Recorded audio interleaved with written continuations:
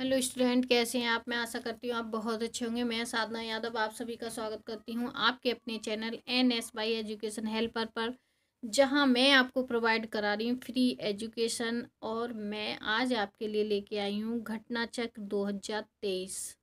ये घटना चक्र 2023 का साइंस का घटना चक्र है और मेरी पॉलिटी और हिस्ट्री दोनों का घटना चक्र की सीरीज चल रही है। ये देखिए, ये 2023 का घटना चक्र है और ये देख सकते हैं पूर्वावलोकन। इसमें 1990 से लेके 2023 तक के सभी प्रश्न सम्मिलित हैं, जो कि UPPCS मुख्य परीक्षा व सामान्य परीक्षा प्रश्न पत्र भी शामिल हैं इसमें। और इस बुक का जो प्राइस है वो है 490। ठीक है, ये काफ़ी कॉस्टली बुक है। उसके बाद भी ये मार्केट में अभी अवेलेबल नहीं है। अब हमारे एग्ज़ाम को लगभग 1 महीना ही बचा है और ये मार्केट में अभी तक बुक अवेलेबल नहीं है। तो हम सब के लिए ये बहुत बड़ी एक चुनौती है कि हम किस प्रकार से इस बुक को सॉल्व करें, इसमें दिए हुए क्वेश्चनों को सॉल्व करें, क्योंकि इसके क्वेश्चन इतने इम्पोर्टेंट हैं कि ऐसा बोला जाता है कि अगर हम कोई बुक ना पढ़ें और केवल इस बुक को पढ़ लें, मतलब जो घटना चक्र है उसके सभी क्वेश्चंस को हल कर लें, तो हमारा जो भी UPSC और UPPCS MPPCS के प्री एग्ज़ाम जो हैं वो निकल जाएंगे। तो हम कह सकते हैं ये बुक कितना इम्पोर्टेंट है। आज हम इसमें पढ़ेंगे, ये साइंस का घटना चक्र है और आज हम इसमें पढ़ेंगे जीव विज्ञान। ठीक है, तो आज हम क्या पढ़ेंगे इसमें, साइंस का एक भाग। साइंस को या विज्ञान को 3 भागों में विभक्त किया गया है ना, रसायन विज्ञान, भौतिक विज्ञान और जीव विज्ञान। तो हम इसका भाग जीव विज्ञान जो है उसको पढ़ते हैं। ठीक है, तो इसमें कुछ नोट्स दिए होते हैं, पहले हम नोट्स को रीड करेंगे और उसके बाद हम इसके दिए हुए क्वेश्चनों को भी सॉल्व करेंगे। तो चलिए स्टार्ट करते हैं।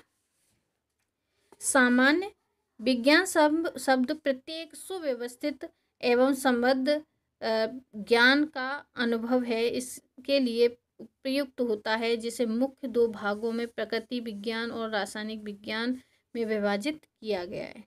तो क्या है कि विज्ञान जो शब्द है प्रत्येक सुव्यवस्थित एवं क्रमबद्ध ज्ञान या अनुभव के लिए प्रयोग किया जाता है। ठीक है, विज्ञान का प्रयोग कहाँ करते हैं, सुव्यवस्थित क्रमबद्ध ज्ञान और अनुभव के लिए इसे प्रयोग किया जाता है। और इसके 2 भाग हैं, वो हैं रसायन विज्ञान, ठीक है, और एक प्राकृतिक विज्ञान।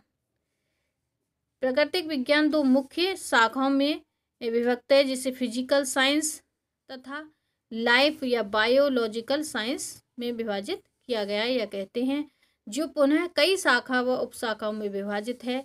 लेमार्क और ट्रेविरेनस नामक वैज्ञानिक ने सर्वप्रथम जीव विज्ञान शब्द का प्रयोग किया। तो क्वेश्चन ये बनेगा कि पहले तो ये क्वेश्चन बनता है कि जो लेमार्क थे उन, या फिर लेमार्क बोल सकते हैं, या फिर हम बोल सकते हैं कि जो जीव विज्ञान शब्द है वो सर्वप्रथम किसने प्रयोग किया। तो जीव विज्ञान जो शब्द है वो सर्वप्रथम किसने प्रयोग किया है, वो किया है लेमार्क और ट्रेविरियनस ने। ठीक है, अब हम पढ़ेंगे इसकी कुछ शाखाएं और उपशाखाएं हैं। जीव विज्ञान की शाखाएं तथा कुछ उपशाखाएं हैं, उनके बारे में हम पढ़ेंगे। तो सबसे पहले हम पढ़ते हैं जूलॉजी। ठीक है, विभिन्न प्रकार के जंतुओं का विस्तृत वर्णन।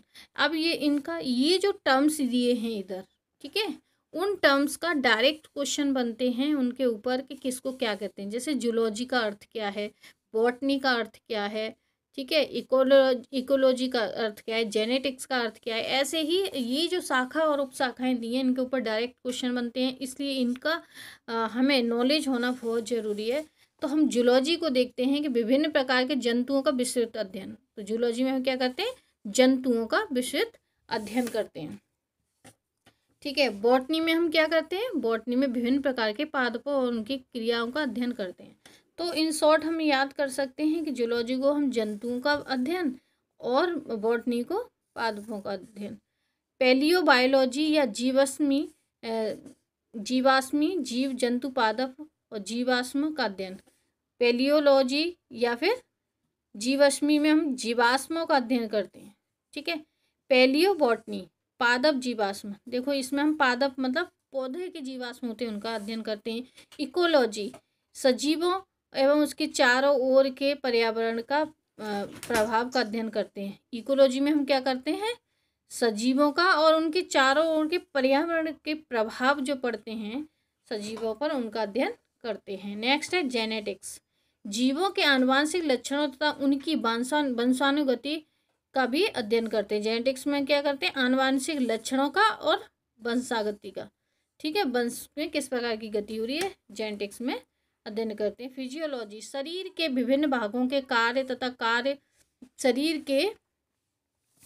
शरीर के विभिन्न फिजियोलॉजी में शरीर के विभिन्न भागों के कार्य तथा कार्य विधि का अध्ययन करते हैं। तो फिजियोलॉजी में क्या, शरीर के विभिन्न भागों और उनके कार्य का अध्ययन करते हैं और उनकी विधि का भी। पेडोलॉजी में मृदा निर्माण, मृदा के प्रकार, तो कह सकते हैं पेडोलॉजी में हम मृदा से रिलेटेड अध्ययन करते हैं, चाहे वो मृदा हो या मृदा निर्माण हो या मृदा के प्रकार हो। जेरोटोलॉजी में हम क्या करते हैं, मनुष्य की वृद्धावस्था एवं काल प्रभावन के सामाजिक, संज्ञात्मक, मनोवैज्ञानिक तथा जैविक पहलुओं का अध्ययन करते हैं। जेरोटोलॉजी में हम क्या करते हैं, मनुष्य की वृद्धावस्था एवं काल प्रभावन के सामाजिक, संज्ञात्मक, मनोवैज्ञानिक, जैविक पहलुओं का अध्ययन करेंगे। नेक्स्ट है ईथोलॉजी। ईथोलॉजी में हम क्या करते हैं, ईथोलॉजी के अंतर्गत मानव सहित सभी जंतुओं के व्यवहार का अध्ययन करते हैं। ईथोलॉजी में मानव भी है और भी सभी जीवों का, मतलब अगर हम अन्य जीवों के साथ में मानव का भी अध्ययन करेंगे तो ईथोलॉजी कहेंगे उसे। बायोनिक्स, तो बायोनिक्स में जगत के गुणों, सिद्धांतों तथा आधुनिक उपकरणों, अभियांत्रिकी तंत्रों का निर्माण होता है। इसके अंदर क्या होता है, बायोनिक्स के अंदर ये होता है कि सिद्धांत मतलब जैविक जगत के गुणों और उनके सिद्धांतों, प्रयोग किए जाने वाले आधुनिक उपकरणों, अभियांत्रिकियों और तंत्रों का निर्माण होता है बायोनिक्स के अंतर्गत। बायोनोमिक्स में क्या करते हैं, जीवधारियों का उनके वातावरण के साथ संबंध का अध्ययन, मतलब जीवधारियों का वातावरण के साथ जो संबंध होता है उसका बायोनोमिक्स में अध्ययन करते हैं। नेक्स्ट है हमारा मायोलॉजी। नेक्स्ट क्या है हमारा, मायोलॉजी, मनुष्य की पेशियों का अध्ययन। मायोलॉजी में क्या करते हैं, मनुष्य की पेशियों का अध्ययन। ठीक है। नेक्स्ट है हमारा मेमेनोलॉजी, स्तनधारी जंतुओं का अध्ययन। मेमेनोलॉजी में स्तनधारी जंतुओं का अध्ययन करते हैं। बायोनोमी में जीवन के नियमों से संबंधित अध्ययन, बायोनोमी में जीवन के नियम से संबंधित अध्ययन करते हैं। बायोमेट्री में मैथ मतलब गणित एवं सांख्यिकी के तकनीकी द्वारा विज्ञान का अध्ययन, गणित और सांख्यिकी के तकनीकी द्वारा क्या कहते हैं, विज्ञान का अध्ययन, उसी को बायोमेट्री कहते हैं। फ्रेनोलॉजी में मनुष्य के विभिन्न भागों की क्रियाशीलता, लिच्छिपता का अध्ययन करते हैं। मनुष्य के विभिन्न भागों की क्रियाशीलता और लिच्छिपता का अध्ययन करते हैं क्रोनोलॉजी में। एंथोलॉजी फूलों का अध्ययन। एग्रोस्टोनोलॉजी घास का अध्ययन। एग्रोस्टोनोलॉजी ग्रास बोलते हैं घास को, और एग्रोस्टोनोलॉजी क्या बोलेंगे, इसके अंतर्गत अध्ययन होता है। पेलिनोलॉजी विभिन्न प्रकार के परागणों का अध्ययन हम किस में करते हैं, पेलिनोलॉजी में। ऑन्कोलॉजी कैंसर और ट्यूमर। टेरेटोलॉजी इसमें शारीरिक विकास में आने वाले असमानताओं का अध्ययन, इसमें शारीरिक विकास के आने वाले असमानताएं उनका अध्ययन टेरेटोलॉजी में करते हैं। कैंड्रोलॉजी उपास्थियों से संबंधित। ऑस्टियोलॉजी अस्थियों से संबंधित, देखो ऑस्टियोलॉजी अस्थियों से संबंधित है, कॉन्ड्रियोलॉजी उपास्थियों से संबंधित है। सेटोलॉजी रुधिर सीरम विज्ञान का अध्ययन, इसमें क्या कहते हैं, रुधिर सीरम वैज्ञानिक अध्ययन करते हैं। हीमेट्रोलॉजी रुधिर का अध्ययन, हीमेट्रोलॉजी में हम क्या करते हैं, रुधिर का अध्ययन करते हैं। न्यूरोलॉजी तंत्र का अध्ययन करते हैं। नीथोट्रिप्सी एक चिकित्सक प्रक्रिया है जिसमें किरणों की सहायता से गुर्दे, पित्त, मूत्राशय की थैली में स्थित पथरी को तोड़कर मरीज का इलाज किया जाता है। लिथोट्रिप्सी में हम क्या करते हैं कि इसमें गुर्दे, पित्ताशय और मूत्राशय की थैली में उपस्थित पथरी का इलाज होता है। ठीक है।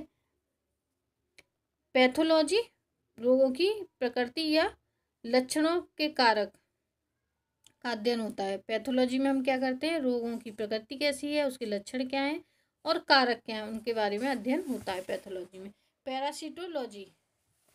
पैरासिटोलॉजी में परजीवी का अध्ययन। पैरासिटोलॉजी में परजीवी, ये पैरासाइट बोलते हैं, पैरासिटोलॉजी तो ये तो मिलता जुलता याद हो जाएगा। वायरोलॉजी विषाणु, वायरोलॉजी तो वायरसोलॉजी, क्योंकि विषाणु को वायरस बोलते हैं तो वायरसोलॉजी या वायरोलॉजी। ठीक है। वायरोलॉजी का अध्ययन किसमें, वायरस का अध्ययन करते हैं वायरोलॉजी में। बैक्टीरियोलॉजी इसमें जीवाणुओं का मतलब बैक्टीरिया का अध्ययन बैक्टीरियोलॉजी में। एंटोमोलॉजी कीटों का अध्ययन, एंटोमोलॉजी कीटों का अध्ययन। मिरमेकोलॉजी चींटियों का अध्ययन, मिरमेकोलॉजी चींटियों का अध्ययन। मेलेकोलॉजी मोलस्का और उसके खोलों का अध्ययन। मेलेकोलॉजी में मोलस्का उसके खोलों का अध्ययन। ये चींटियों का, कीटों का, जीवाणुओं का, वायरसों का, सबका अध्ययन है। सर्पेटोलॉजी सर्पों का अध्ययन। हेपेटोलॉजी उभयचरों का अध्ययन, सरीसृपों का अध्ययन। अर्निथोलॉजी पक्षियों का अध्ययन, ऑर्निथोलॉजी पक्षियों का अध्ययन। डर्मेटोलॉजी त्वचा का, क्योंकि एपिडर्मिस बोलते हैं त्वचा को, डर्मिस बोलते हैं तो ये त्वचा का डर्मेटोलॉजी हो गया।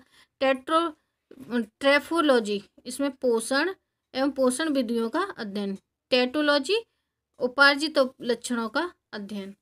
तो ये टर्म है किसके, जिनमें हम क्या करते हैं, कुछ अध्ययन करते हैं उनके बारे में। ये उनकी शाखा तथा विज्ञान की क्या है, शाखा तथा उपशाखाएं हैं, जिसमें हम क्या करते हैं, जीव जंतु, पौधे, वायरस, फूल, पत्ती, सबका अध्ययन करते हैं। अब कुछ और शब्दावलियां हैं जैसे कि एग्रीकल्चर। ये शब्दावलियां जो है ना बहुत ही इंपॉर्टेंट है, हर एग्जाम में इनमें से कोई ना कोई शब्दावली जरूर आती है। तो एपीकल्चर में व्यापारिक स्तर पर शहद उत्पाद। तो एपीकल्चर क्या है, जिसमें शहद उत्पाद। ठीक है। एबीकल्चर मधुमक्खी पालन, एबीकल्चर। एक्वाकल्चर जलीय जीवों का, एक्वाटिक बोलते हैं ना जलीय जीवों को, तो एक्वाकल्चर हो गया। तो एल्गा कल्चर तो एक्वा का एक प्रकार जिसके अंतर्गत शैवालों की कृषि की जाती है। तो एल्गा में क्या होता है, शैवालों की कृषि की जाती है। पिसीकल्चर इसमें मछलियों का पालन किया जाता है। एग्रीकल्चर इसमें फसल, संवर्धन, पशुपालन, कृषि से संबंधित है क्या, एग्रीकल्चर। सेरीकल्चर इसमें रेशम के कीटों का उत्पादन होता है, रेशम की कीट का पालन किया जाता है सेरीकल्चर में। सिल्वीकल्चर वन संवर्धन। स्पंजीकल्चर स्पंज संवर्धन। क्लोरीकल्चर फूलों की खेती या पुष्पों की कृषि। ओलेरीकल्चर सब्जियों की कृषि। अर्बोरिकल्चर वृक्ष तथा झाड़ियों की कृषि। हॉर्टिकल्चर फूल, फल, सब्जी, मसाले की खेती। पोमोलॉजी फसलों की कृषि। एग्रोनोमी फसलों की खेती। वर्मीकल्चर कृषि उत्पाद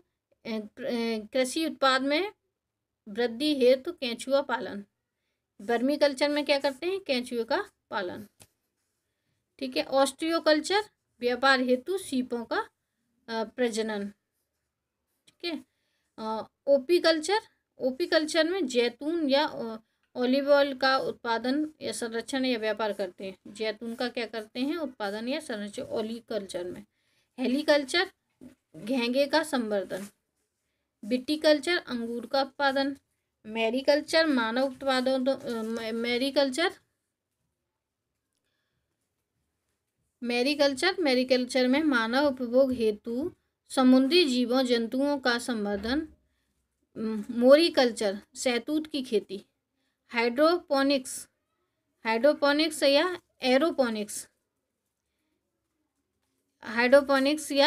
एरोपोनिक्स या फिर एरोकल्चर, इसे मृदा विहीन पादप संवर्धन। ठीक है, तो ये इस प्रकार से ये क्या कुछ टर्मिनोलॉजी दी हैं, दो और बची हैं उनको भी पढ़ लेते हैं, फिर क्वेश्चन आंसर करते हैं इसके। सिट्रीकल्चर, इसमें खट्टे फलों का, जैसे सिट्रिक एसिड होता है तो उसमें क्या है, खट्टे जो एसिड्स होते हैं उनके बारे में हम क्या बोलते हैं, खट्टे होते हैं ना ये, तो इसलिए उन्हें सिट्रिक बोलते थे, ऐसे सिट्रिक कल्चर बोला गया है खट्टे फलों के उत्पाद के लिए। ठीक है, बेबी सिट्रीकल्चर बोला गया, ठीक है, खट्टे फलों के उत्पाद के लिए। और बेजी कल्चर सब्जियों तथा फलों के कृषि एवं जड़ वाले फसलों की कृषि, मतलब सब्जियों और फलों की, लेकिन वो कैसे हैं, जड़ वाले हैं, उनकी क्या की जाती है, बेजी कल्चर में उनका अध्ययन करते हैं। ठीक है, अब है हमारे क्वेश्चन स्टार्ट होने, MCQ हैं जो कि इस पर आधारित हैं। ठीक है, तो हम शुरू करते हैं क्वेश्चन आंसर। पहला क्वेश्चन है हमारा, जीव जंतु अध्ययन करता है। जीव जंतु अध्ययन करता है मतलब जीव जंतु का अध्ययन हम कैसे करते हैं, तो केवल जीवित जानवर, जीवित वनस्पति, जीवित मृत जानवरों दोनों का, जीवित मृत वनस्पति दोनों का। तो जो जंतु विज्ञान है वो अध्ययन करता है। जंतु विज्ञान क्या करता है, अध्ययन करता है। इन चारों में से किसका अध्ययन करता है, जीवित जानवरों का, जीवित वनस्पति का, जीवित और मृत जानवरों का, जीवित और मृत वनस्पतियों का। तो इसका आंसर है सी, क्योंकि जीवित और मृत जानवरों का तो करता है लेकिन जीवित और मृत दोनों होते हैं। ठीक है, जंतु विज्ञान के अंतर्गत जीवित तथा मृत जानवरों का विस्तृत अध्ययन किया जाता है। जंतु विज्ञान जीव विज्ञान की एक प्रमुख शाखा है जिसके जनक अरस्तु थे। तो इसके जनक क्या है, कौन है, अरस्तु हैं। जीव विज्ञान के जनक कौन है, अरस्तु हैं। अब हम क्या करेंगे, सुमेल करेंगे। हमें सूचियां दी हैं, इसमें कुछ पक्षी, वंशागत, पर्यावरण, जीवाश्म, ठीक है, और उनका अध्ययन के बारे में बोला है कि किसका किसमें अध्ययन करते हैं। इसको सुमेल करना है, सही सुमेल करना है इसको। ठीक है, पक्षियों का अध्ययन किस में करते हैं, तो हम पहले इनको पढ़ लेते हैं। Genetics, ornithology, ecology, palaeobiology. ठीक है, तो जो जीवाश्म है और पर्यावरण है, वंशानुगति है, पक्षी हैं। तो इसमें क्या करते हैं, पक्षी का हम अध्ययन जो करते हैं पक्षियों का, वो करते हैं ऑर्थिनोलॉजी में। इसमें करते हैं ऑर्थिनोलॉजी में। दूसरा बी है वंशानुगति, तो वंशागति का हम जेनेटिक्स में अध्ययन करते हैं, जैसा कि अभी हमने पढ़ा था। पर्यावरण इकोलॉजी होता है। ठीक है, सीखा 2 होगा। और जीवाश्म और पैलियोबायोलॉजी, तो जीवाश्म मतलब लास्ट का क्या होगा, 1, तो जीवाश्म का होगा 1। तो ये हमारा कुल मिला के ऑप्शन हो गया बी, कि ए का 3, बी का 4 और सी का 2, डी का 1। ठीक है, इस प्रकार से ये सुमेल हो गया। फूलों के अध्ययन को कहते हैं, क्वेश्चन है, फूलों के अध्ययन को कहते हैं फ्रेनोलॉजी, एंथ्रोलॉजी, एग्रोस्टोनोलॉजी, पेनियोलॉजी। फूलों के अध्ययन को कहते हैं तो एंथ्रोलॉजी कहते हैं, अभी हमने पढ़ा था लास्ट में। एंथ्रोलॉजी फूलों का अध्ययन, फूल, फल, सब्जियां। ठीक है, नेक्स्ट क्वेश्चन है हमारा,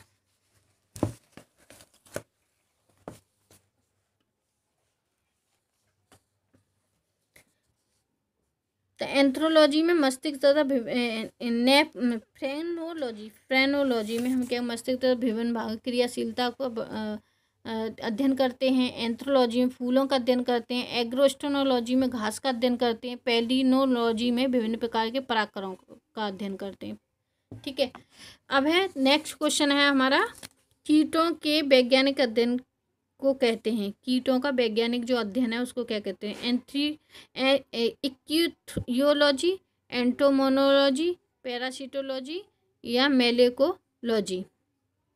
तो इन चारों के बारे में इन्होंने बता रखा है किसको क्या कहते हैं। इसका आंसर है बी, एंटोमोनोलॉजी। लेकिन हम चारों के बारे में जान लेते हैं। एक्टिनोलॉजी मत्स्य संरचना कार्य की इत्यादि का अध्ययन करते हैं। मेंटोमोलॉजी में कीटों का अध्ययन करते हैं। पैरासीटोलॉजी में परजीवी का अध्ययन करते हैं। मेलेकोलॉजी में है मोलस्का का अध्ययन करते हैं। ठीक है, तो मेलेको में मोलस्का, पैरासीटोलॉजी में परजीवियों का अध्ययन, एंटोमोलॉजी में कीटों का अध्ययन, और इक्थियोलॉजी में हम मत्स्य संरचना का अध्ययन करते हैं। क्वेश्चन नंबर 5 है, विभिन्न निम्नलिखित में से कौन सा विषय जनसंख्या एवं मानव समुदाय के महत्वपूर्ण आंकड़ों के अध्ययन से संबंधित है? पारिस्थितिक विज्ञान क्या है? पारिस्थितिक विज्ञान, आनुवंशिकी, जननांगिकी, वायरस विज्ञान। विभिन्न प्रकार के निम्नलिखित में से कौन सी जनसंख्या मानव समुदाय के महत्वपूर्ण आंकड़ों के अध्ययन से संबंधित है?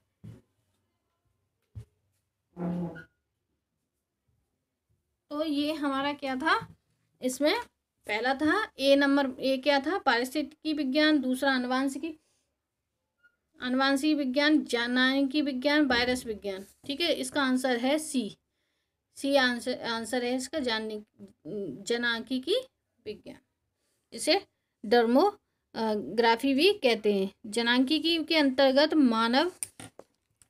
हम जननांगिकी को जान लेते हैं क्या क्या होता है इसके अंतर्गत। तो इसमें जननांगिकी या डर्मोग्राफी के अंतर्गत जनसंख्या एवं मानव समुदाय के समस्त निर्धारित तत्वों तथा उसके परिणाम का अध्ययन किया जाता है।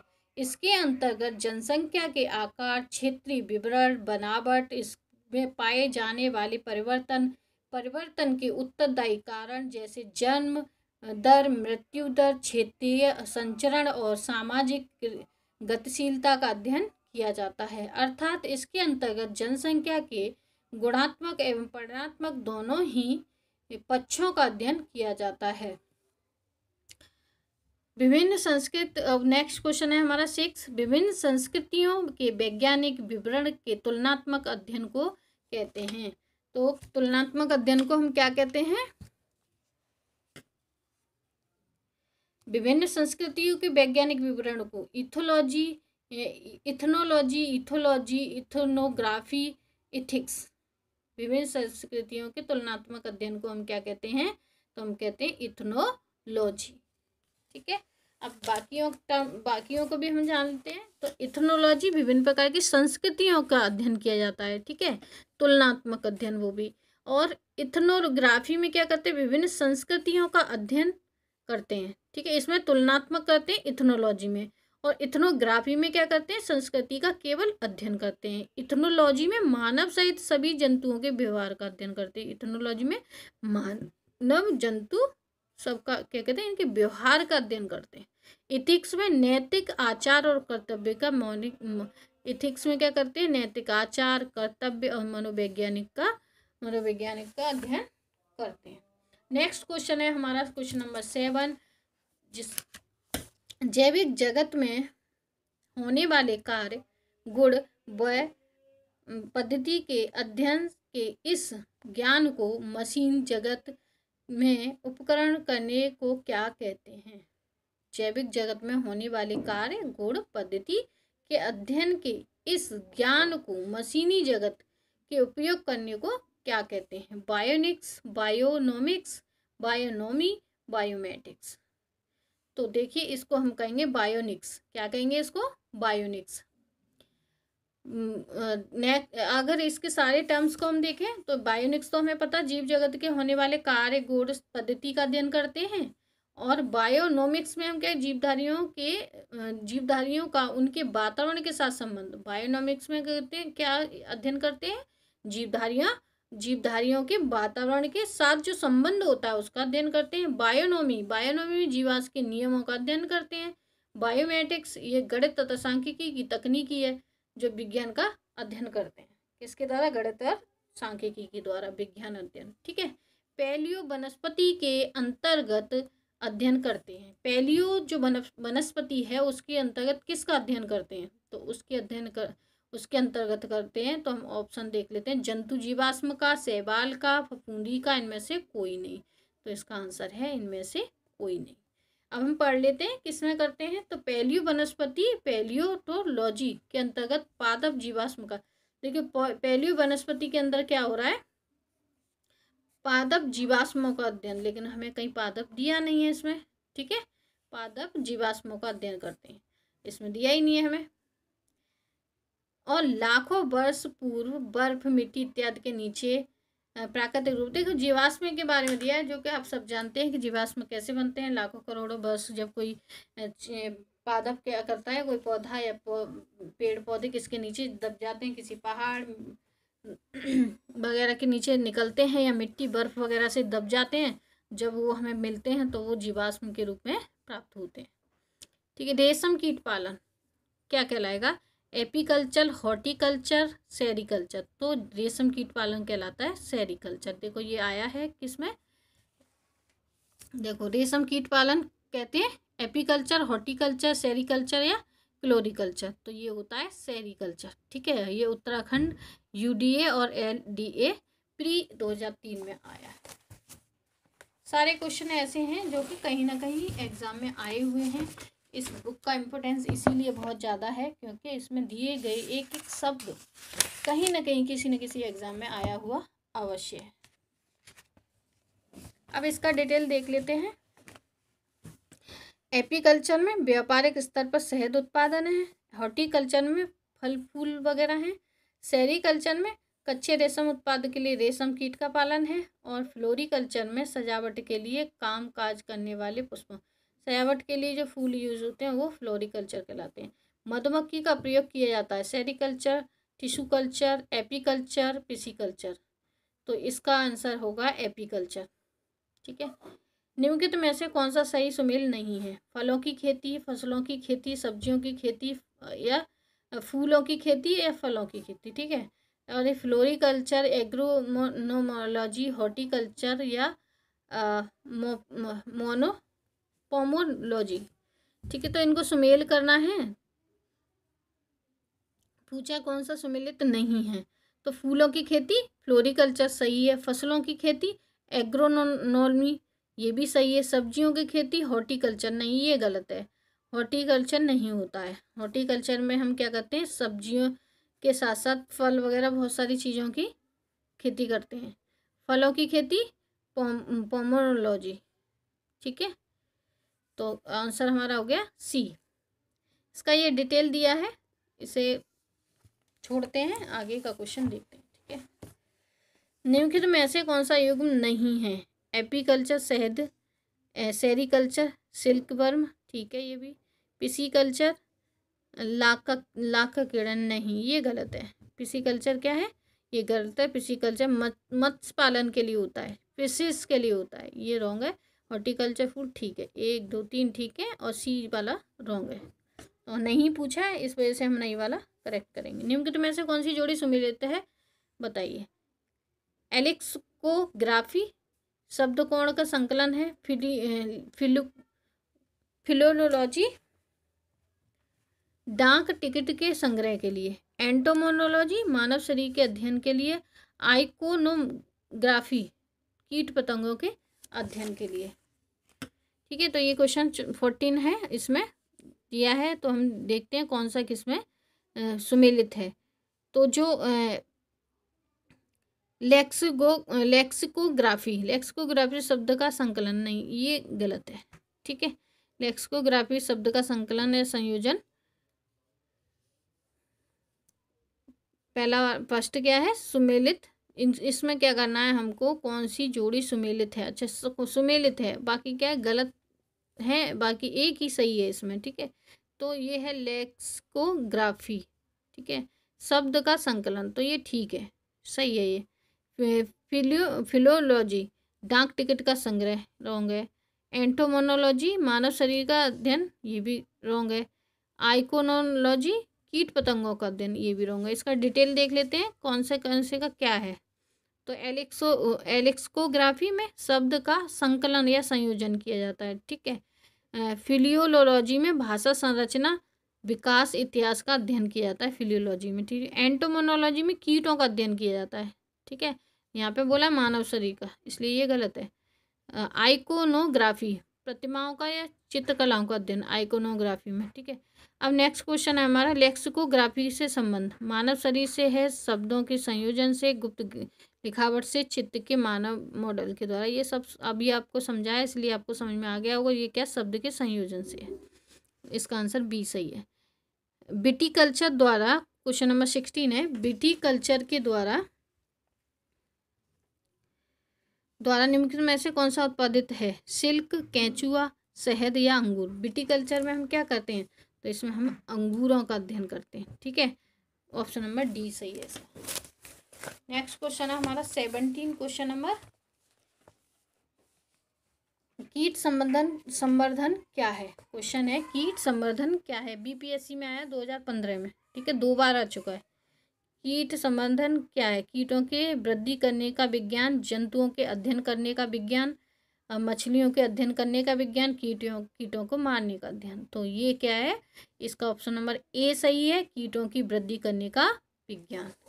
कीटों के संवर्धन, कीट संवर्धन, कीटों के वृद्धि करने का विज्ञान। केंचुओं को कृषकों का मित्र तथा भूमि का आंत कहा जाता है। केंचुआ खाद व वर्मी कंपोस्ट पोषक पदार्थों से भरपूर एक उत्तम जैव उर्वरक है। वर्मी कल्चर में प्रयुक्त वर्म होता है tape worm, silk worm, thread worm, earthworm. तो इसका आंसर है डी, अर्थवर्म, जिसे हम केंचुआ कहते हैं। वर्मी कंपोस्ट को वर्मी कल्चर या केंचुआ पालन भी कहते हैं। केंचुए के मल से तैयार खाद वर्मी कंपोस्ट कहलाती है। जेनेटिक निम्न में से किसका अध्ययन है? मेंडल का नियम, जैव विकास, डीएनए संरचना, आनुवंशिक और विचरण। तो जेनेटिक्स क्या है? अभी हमने पढ़ा था, जब जेनेटिक्स टर्म पढ़ा था तो उनमें आनुवंशिकता एवं विचरण है। ठीक है, ये भी देखो बीपीएससी में आया 2011 में और 53वें एग्जाम में और 55 वाले दोनों में आया। ठीक है, नेक्स्ट क्वेश्चन है 20 क्वेश्चन नंबर है, जेरोटोलॉजी निम्न में से किसके अध्ययन से संबंधित है? शिशु से, महिला से, त्वचा की बीमारी से, वृद्ध से। किससे संबंधित है? डी है जेनेटोलॉजी। शरीर, जेनेटोलॉजी में जीव विज्ञान की वह उपशाखा है जिसका संबंध वृद्ध व्यक्तियों से। वृद्ध की मांसपेशियां शिथिल हो जाती हैं, शरीर के अंग। इसमें जेनेटोलॉजी में क्या है? जीव विज्ञान की उपशाखा, उसका संबंध है वृद्ध व्यक्तियों से। वृद्धावस्था में मांसपेशियां शिथिल हो जाती हैं, शरीर के अंग भी युवावस्था की तरह कार्य नहीं करते हैं। आज के वैज्ञानिक इस बात से पता लगाने का प्रयत्न कर रहे हैं कि मनुष्य में बुढ़ापे का जीर्णता लाने के लिए शरीर के कोई क्रियात्मक परिवर्तन उत्तरदायी है। नेक्स्ट क्वेश्चन है हमारा क्वेश्चन नंबर 21, वृद्धावस्था एवं काल प्रभाव के विषय में ज्ञान प्राप्त करने की विधा को कहते हैं? Oncology, gerontology, teratology, anthropology. ठीक है, वृद्धावस्था काल में प्रभाव लाने के लिए क्या करते हैं? कौन सा है? तो ये है जेरोटोलॉजी। ठीक है, जो कभी हमने पढ़ा था, बॉक्स में दिया था। जेरोटोलॉजी क्या है?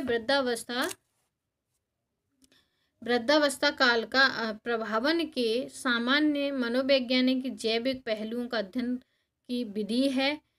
ऑन्कोलॉजी क्रियात्मक विज्ञान की वह शाखा है जिसके अंतर्गत कैंसर से संबंधित ट्यूमर का अध्ययन किया जाता है। टेरेटोलॉजी शारीरिक विकास में आने वाले असमानताओं का अध्ययन है। ऑन्थ्रियोलॉजी जंतु विज्ञान की शाखा है जिसके तहत पक्षियों का अध्ययन किया जाता है। जेरोटोलॉजी का हमें पता चला ना, वृद्धावस्था में जो हमारे सामाजिक या मनोवैज्ञानिक जैविक पहलुओं का अध्ययन किया जाता है। ठीक है, जीर्ण वृद्ध होने की प्रक्रिया के अध्ययन को कहते हैं। जीर्ण वृद्ध जो प्रक्रिया है वृद्धावस्था की, उसका अध्ययन को हम क्या कहते हैं? जेरोटोलॉजी या फिर एंथ्रोनोलॉजी, एंथ्रोपोलॉजी, एनेटोलॉजी। तो इसे हम बोलते हैं जेरोटोलॉजी। नेक्स्ट है पेडोगोलॉजी, वैज्ञानिक अध्ययन से संबंधित है। वायुमंडल, प्रदूषण, मिट्टी और बीज। तो पोडोलॉजी किससे संबंधित है? ये है मिट्टी से। मिट्टी, मिट्टी का निर्माण, मिट्टी के प्रकार अभी पढ़ा था ना हमने लास्ट में। क्वेश्चन है पेडोलॉजी के अंतर्गत मृदा, मृदा के निर्माण, मृदा के प्रकार का अध्ययन किया जाता है, ये मैंने आपको बता दिया। नेक्स्ट क्वेश्चन है 24, अस्थियों का अध्ययन विज्ञान की किस शाखा के अंतर्गत किया जाता है? तो ऑस्टियोलॉजी, ओरोटोलॉजी, सेरोलॉजी, जियोलॉजी। तो किसका अध्ययन है? अस्थियों का अध्ययन। तो हमें पता है ऑस्टियोलॉजी में करते हैं, ऑप्शन नंबर ए सही है। तो ऑस्टियोलॉजी में अस्थियों का अध्ययन, ओरोलॉजी में पर्वत का अध्ययन, ऑस्ट्रोलॉजी में अस्थियों का अध्ययन, ओरोलॉजी में पर्वतों का अध्ययन, सेरोलॉजी में रुधिर सीरम का वैज्ञानिक अध्ययन, जियोलॉजी में पृथ्वी के आंतरिक संरचना और उसमें पाए जाने वाले पदार्थों का अध्ययन किया जाता है। अब हमारा क्वेश्चन नंबर होगा 25।